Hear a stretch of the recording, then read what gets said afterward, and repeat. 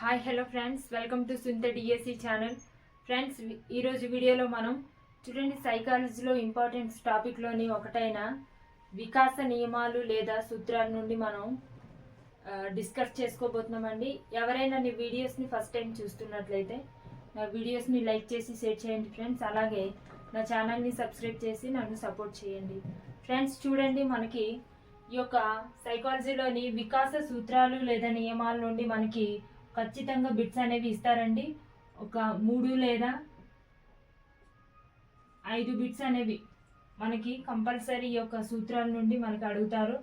అయితే చూడండి, మనకి ఈ టాపిక్స్ నుండి మనకి క్వశ్చన్స్ అనేది ఎలా అడుగుతారు అనేది మనం ఈ యొక్క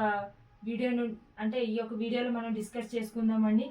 ఫస్ట్గా చూడండి, మనకి ఇందులో మొత్తం వికాస సూత్రాలు మొత్తం 10 ఉంటాయండి. ఆ 10 కూడా నేను ఇక్కడ మీకు చూపిస్తున్నాను చూడండి. అయితే ఈ యొక్క 10 నియమాల నుండి మనకి ఖచ్చితంగా బిట్స్ అనేవి 2 లేకపోతే 3 ఏదో విధంగా మనకి అడుగుతారండి.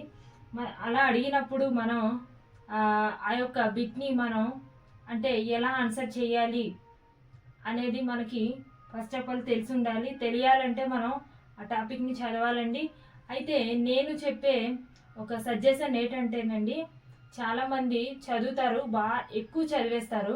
సో అందులో ఏది గుర్తుపెట్టుకుంటారో ఏది వదిలేస్తారో తెలియదండి. కానీ ఎగ్జామ్స్కి వచ్చేసరికి బాగా చదివిన వాళ్ళు కూడా ఒక్కొక్కసారి బిట్ అనేది సరిగా పెట్టలేరు. మనకి అప్లికేషన్ మెథడ్లో కానీ బిట్ అనేది అడిగితే మనం కన్ఫ్యూజ్ అయిపోతామండి. అందుకనేసి నేను ఆ యొక్క ప్రీవియస్ టెట్ సైకాలజీ పేపర్ని దృష్టిలో పెట్టుకొని నేనైతే ఈ వీడియోని చేయడం జరిగిందండి. చూడండి, మనకి వికాస సూత్రాలు నియమాలు అనేది మనం అకాడమీ బుక్స్లో చూసి మనం చదివేసుకోవచ్చు. బట్ దాన్ని ఎలా చదవాలి, ఎలా చదివితే మనం ఎగ్జామ్లో బిట్ అనేది ఆన్సర్ చేయగలం అనే దాన్నే నేను మీతో డిస్కస్ చేసుకోబోతున్నాను. అయితే ఫ్రెండ్స్, చూడండి, మనకి వికాస సూత్రాల నుండి చాలాసార్లు ఒక బిట్ అనేది రిపీట్ అయిందండి. అదేంటో కాదు, చూడండి, మనకి క్రింది వానిలో వికాస నియమం కానిది అని బిట్ అనేది అడుగుతారు. కావాలంటే మీరు సైకాలజీ ప్రీవియస్ క్వశ్చన్ పేపర్ని తిరగేయండి, ఈ బిట్ అనేది మీకు కనిపిస్తుంది. చాలాసార్లు అడిగారండి ఇదే విధంగా, క్రింది వానిలో వికాస నియమం కానిది అనేసి మనకి బిట్ అయితే అడగడం జరిగింది. 4 ఆప్షన్లు ఇస్తారండి. అందులో మనకి వికాస నియమాల నుండి 3 ఆప్షన్లు ఇచ్చి కానిది ఏదో ఒకటి ఇచ్చి ఆ కానిది ఏదో గుర్తించమని అడుగుతారండి. అలా మనకు తెలిసి ఉండాలంటే మనం ఏం చేయాలండి, వికాస సూత్రాలన్నీ మనం బాగా చదివి గుర్తుపెట్టుకోవాలి. అలా గుర్తుపెట్టుకున్నప్పుడే మనం ఆ యొక్క బిట్కి ఆన్సర్ అయితే చేయగలం. చిన్న చిన్న వాటిలోని మనం పొరపాట్లు అనేవి చేసేస్తుంటాం. ఎలా అంటే చూడండి, వికాసం సంచితమైంది, ఇది మనకి వికాస నియమం. అయితే ఈ నియమాన్ని వికాసం సంచితమైంది కాదు అని లాస్ట్లో కాదు అని తగిలిస్తే మనం కన్ఫ్యూజ్ అయ్యి ఏం చేసేస్తాము, ఆ కాదు అనే దాన్ని వికాసం సంచితమైంది, కింది వానిలో వికాస నియమం ఏది అంటే సంచితమైంది కాదు అని ఉన్నదాన్ని మనం టిక్ చేసేస్తుంటాం. అంటే కొన్నిసార్లు మనం చూసినవి మనకి అది నిజమే అన్నట్టు అనిపిస్తుంటుందండి. అలా మనం కొద్దిగా చదివినప్పుడు అది అలా మనకి కన్ఫ్యూజ్ అనేది పెంచుతుంది. సో దాంట్లోని మనం ఎక్కువ పొరపాట్లు చేస్తాం. కాబట్టి మనం జాగ్రత్తగా ఆ యొక్క 10 నియమాలని చదివి మనం గుర్తుపెట్టుకుంటే ఇలా బిట్ అడిగినప్పుడు మనం ఈజీగా ఆన్సర్ చేయగలుగుతాం. అయితే చూడండి, ఫస్ట్ నియమం ఏంటంటే చూడండి, వికాసం అవిచ్ఛిన్నంగా సాగుతుంది. వికాసం అవిచ్ఛిన్నంగా సాగుతుంది. మీరు గుర్తుపెట్టుకోండి, మనకి వికాస నియమాల్లో మొదటి నియమం వికాసం అనేది అవిచ్ఛిన్నంగా సాగుతుంది. చూడండి, మానవ జీవితం అనేది మనకి ఒక చిన్న సూక్ష్మ కణం లాగా అది మొదలై అది మనకి వయస్సుతో పాటు వయసులో మనకి కొన్ని మార్పులు అనేవి జరగడం వల్ల అది ఏమవుతుందంటే అది అవిచ్ఛిన్నంగా కొనసాగుతుందండి. సో అలా అవ్వడం అనేదే మనకి వికాసం అవిచ్ఛిన్నంగా సాగుతుంది అనే నియమానికి వర్తిస్తుందండి. సెకండ్ వన్ చూడండి, వికాసం ఒక ఖచ్చితమైన నమూనాను అవలంబిస్తుంది. ఇక్కడ చూసినట్లయితే ఈ యొక్క వికాసం అనేది మనకి ఒక ఖచ్చితమైన నమూనాని అవలంబిస్తుంది. అదేంటంటే చూడండి, మనకి భాష అనేది మొదట ముద్దు పలుకులతో మనకి మొదలై అది చివరకు మనకి సంభాషణలు మనం మాట్లాడేలాగా సంభాషణలు జరిపేంతలాగా మనల్ని అభివృద్ధి చేస్తుందండి. తర్వాత అంటే భాషా నైపుణ్యాలు అనేది మనకి ఇంకా తర్వాత డెవలప్ అవుతుందండి. సో దాన్ని వర్తించే మనకి ఈ యొక్క వికాసం అనేది ఒక ఖచ్చితమైన నమూనాని అవలంబిస్తుందని మనం చెప్పొచ్చండి. అయితే థర్డ్ వన్ చూడండి, మనకి పెరుగుదల వికాసం అన్ని దశలలో ఒకే విధంగా సాగదు. ఈ స్టేట్మెంట్ అయితే చూడండి, పెరుగుదల వికాసం, పెరుగుదల వికాసం, పెరుగుదల అంటే మనకి గ్రోత్ అండి, వికాసం అంటే డెవలప్మెంట్ ఇంగ్లీష్లో. అయితే ఈ పెరుగుదల వికాసం అనేది మనం చూడ్డానికి అవి ఎలా కనిపిస్తుంది, ఒక్కొక్కసారి ఒకేలా కనిపిస్తుంది, తర్వాత మనకి వేరువేరుగా కనిపిస్తుంది అయింది. కానీ ఈ పెరుగుదల అనేది మనకి పరిమాణాత్మకమైందండి, వికాసం అనేది మనకి గుణాత్మకమైంది. అంటే ఆ రెండు వేరు. దీన్ని మనం కొలవగలము, దీన్ని మనం కొలవలేము అనుకుంటాం. అయితే ఇది మనకి చూడండి, ఈ పెరుగుదల వికాసం అనేది మనకి అన్ని దశల్లో ఈ రెండు అనేది ఒకే విధంగా సాగదు. పెరుగుదల అనేది ఒక వయసు వస్తే ఆగిపోతుంది, వికాసం అనేది అలా కొనసాగుతూ ఉంటుంది. ఇది మనకి పెరుగుదల వికాసం అన్ని దశలలో ఒకే విధంగా సాగదు అనే స్టేట్మెంట్ మనకి అంటే ఆ యొక్క పెరుగుదల అనేది ఆగిపోవడం, వికాసం అనేది కొనసాగడం, దాంట్లో మనకి ఈ నియమం అనేది వర్తిస్తుంది. తర్వాత ఫోర్త్ వన్ చూడండి, మనకి వికాసంలో వైయక్తిక భేదాలు ఉంటాయి. వైయక్తిక భేదాలు అంటే డిఫరెన్సెస్ అండి. చూడండి, వికాసంలోని వైయక్తిక భేదాలు అంటే చూడొచ్చు, మనం ఇద్దరు పిల్లల్ని తీసుకున్నట్లయితే. లేకపోతే చూడండి, కొంతమంది పిల్లలు 5 నెలల్లో ఇలా పాకడం ప్రారంభిస్తే కొంతమంది అంటే 6 కానీ 7 కానీ 8 వస్తే పాకడం ప్రారంభిస్తారండి. అంటే ఇలా మనకి కొన్ని డిఫరెన్సెస్ అనేది మనం చూడొచ్చు. అలా చూస్తున్నామంటే అది ఏ నియమం అని చెప్పొచ్చండి, వికాసంలో వైయక్తిక భేదాలు అని మనం చెప్పొచ్చు. అంటే వికాసం అనేది ఒక ఖచ్చితమైన ఒక నమూనాని అది అవలంబించినప్పటికీ మనకి వికాసం అనేది అది ఎలా అంటే పిల్లల్లోని కొంతమంది ఫాస్ట్గా వాళ్ళని డెవలప్మెంట్ అనేది అవుతుంది, కొంతమందిలో లేట్గా అనేది అవుతుంది. దాన్నే మనం వికాసంలో వైయక్తిక భేదాలని చెప్పొచ్చు. తర్వాత చూడండి, ఐదవది చూసినట్లయితే చూడండి, వికాసం ఒక ఖచ్చితమైన దిశగా సాగుతుంది. వికాసం అనేది ఒక ఖచ్చితమైన దిశగా సాగుతుంది అంటే మనకి ఇందులో చూసినట్లయితే చూడండి, మనకి శిర పాదాభిముఖ అనేసి ఇస్తారండి.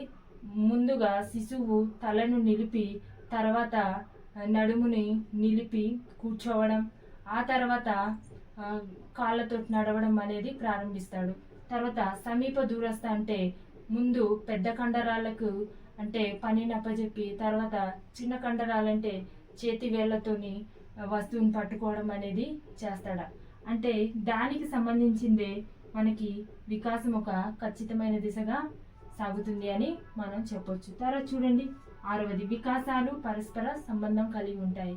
అయితే ఈ వికాసాలు పరస్పర సంబంధం కలిగి ఉంటాయి అని చెప్పడానికి రుజువేంటంటే చూడండి, మానసిక పరిస్థితి సరిగ్గా లేనివాడు ఎందులోనూ రాణించలేడు అన్నది ఎంత నిజమో మనకి వికాసాలు పరస్పర సంబంధం కలిగి ఉంటాయి అని చెప్పడం కూడా అంతే నిజమండి. అంటే ఆ స్టేట్మెంట్ బట్టి చూసినట్లయితే మనకి ఆ స్టేట్మెంట్ అనేది ఈ వికాసాలు పరస్పర సంబంధం కలిగి ఉంటాయి అనే దాంట్లోకి వస్తుంది. సో తర్వాత చూడండి, 7వది వికాసం ఒక పరస్పర చర్య.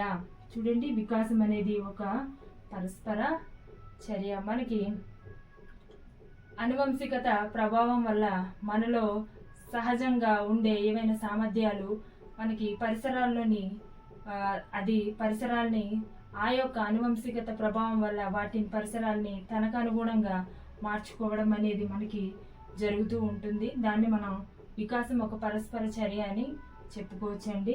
తర్వాత చూడండి, వికాసాన్ని ప్రాగుప్తీకరించవచ్చు. ప్రాగుప్తీకరించవచ్చు అంటే దాన్ని మనం కొలవచ్చు, ఊహించవచ్చు అని అర్థం వస్తుంది. అంటే వికాసాన్ని, డెవలప్మెంట్ని మనం ఊహించవచ్చా అంటే ఊహించవచ్చండి. ఎలా అంటే చూడండి, ఒక పిల్లవాడికి 2 సంవత్సరాల్లోని అతని యొక్క ఎత్తు ఆధారంగా 20 సంవత్సరాల్లోని ఆ పిల్లవాడు ఎంత ఎత్తు ఎదగగలుగుతాడు అనేది మనం ఎలా చెప్తామో అలాగే అతని యొక్క డెవలప్మెంట్ని కూడా మనం అంచనా వేయొచ్చు. తర్వాత చూడండి మనకి 9వది వికాసం సంచితమైంది. చూడండి ఫ్రెండ్స్, మనకి ఇలా ఒక్కొక్కసారి డైరెక్ట్గా అడగరండి. బిట్ అనేది అప్లికేషన్ మెథడ్లో అడిగితే మనము కన్ఫ్యూజ్ అవుతాం. చూడండి, మనకి ఎక్కువగా ఎగ్జామ్ పేపర్లోని ఎక్కువ సార్లు ఏ వికాస నియమాల నుండి మనకి ఎక్కువ బిట్స్ వచ్చాయంటే ఈ యొక్క వికాసాన్ని ప్రాగుప్తీకరించవచ్చు, వికాసం సంచితమైంది, అలాగే వికాసం సాధారణ దిశ నుంచి నిర్దిష్ట దిశగా సాగుతుంది అని ఈ మూడింటి నుండి మనకి బిట్స్ అనేవి చాలా విపరీతంగా మనకి అడగడం అయితే జరిగిందండి. సో అందుకనే లాస్ట్లో ఉన్న 8, 9, 10 ఇది వదలకుండా చదవండి. చూడండి, వికాసాన్ని మనం ఊహించవచ్చు. అలాగే వికాసం సంచితమైంది ఏంటండి, వికాసం అనేది సంచితమైంది. తర్వాత చూడండి, వికాసం సాధారణ దిశ నుంచి నిర్దిష్ట దిశగా సాగుతుంది. అంటే వికాసంలోని చూడండి, ఒక పిల్లవాడు పెన్సిల్ని పట్టుకోవడానికి ముందుగా మొత్తం చేయిని ఉపయోగించి ఆ తర్వాత చేతి వేళ్లను ఉపయోగించాడు అనే ఈ ఉదాహరణకి ఏ వికాస నియమం వర్తిస్తుంది అని అడిగితే మనకి వికాసం సాధారణ దిశ నుంచి నిర్దిష్ట దిశగా సాగుతుంది అని మనం చెప్పొచ్చు. అయితే ఈ వికాసం సాధారణ దిశ నుంచి నిర్దిష్ట దిశగా సాగుతుంది అనే ఈ నియమాన్ని, తర్వాత వికాసం ఒక ఖచ్చితమైన దిశగా సాగుతుంది అనే ఈ 5వ నియమానికి మనం కన్ఫ్యూజ్ అవుతాం. చదివేటప్పుడు కొంచెం క్లారిటీ తెచ్చుకొని చదవాల్సి ఉంటుందండి. ఇవి మనకి ఓవరాల్గా వికాస నియమాలు. ఈ 10 నియమాలు మీరు ఇలా చదివేసి గుర్తుపెట్టుకున్న మీకు ఈజీగా ఒక మార్క్ అనేది వచ్చేస్తుందండి. తర్వాత ఒక్కొక్క నియమాన్ని మనం చదివి గుర్తుపెట్టుకుంటే ఇంకొక మార్క్ అండి. తర్వాత ఈ యొక్క ఒక్కొక్క నియమానికి సంబంధించి ఉదాహరణలు అనేవి మనం ఉదాహరణల్ని ఎంచుకొని, లేకపోతే ఉదాహరణలు అనేవి మనమే తయారు చేసుకొని చదివిన, అంటే ఉదాహరణలతో మనం అలా చదివితే మనకు ఒక బిట్ అండి. మొత్తం 3 బిట్లు అయ్యాయి కదండి. ఇలా మనకి 3 నుండి 5 బిట్లు అనేవి అడగొచ్చు. కాబట్టి ఈ టాపిక్ అనేది చాలా చాలా చాలా ఇంపార్టెంట్ అండి మనకి సైకాలజీలో. ఇదైతే ఇందులో నుండి అయితే బిట్ లేకుండా మనకి క్వశ్చన్ పేపర్ అనేది ప్రిపేర్ చెయ్యరు. సో వచ్చే ప్రతి క్వశ్చన్ పేపర్లో మనకి ఎవ్రీ సెక్షన్, అంటే మనకి మనం రాసే మార్నింగ్ సెక్షన్ కానీ ఆఫ్టర్నూన్ సెక్షన్ కానీ మనకి ఖచ్చితంగా రెండిట్లో కూడా మనకి ఆ 2 క్వశ్చన్ పేపర్లను కూడా మనకి బిట్ అనేది అడుగుతారు. ఉదయం రాసిన వాళ్ళకి అడిగారు, మనకు మధ్యాహ్నం వాళ్ళకి అడిగారు కదా అని అలాంటిదేమి ఉండదండి. ప్రతి క్వశ్చన్ పేపర్లో మనకి, అంటే సైకాలజీ నుండి వచ్చే ప్రతి క్వశ్చన్ పేపర్ మీద వికాస నియమాల నుండి మనకి బిట్ అయితే ఖచ్చితంగా ఉంటుంది. సో ఇలా చదువుకుంటే మనకి ఖచ్చితంగా ఈ వికాస నియమాల నుండి మనం బిట్ అనేది మిస్ అవ్వకుండా ఈజీగా మనం ఇందులో నుండి మార్క్స్ అనేది స్కోర్ చేసుకోవచ్చండి. ఇదండి వీడియో, ఇంతటితో సెలవు.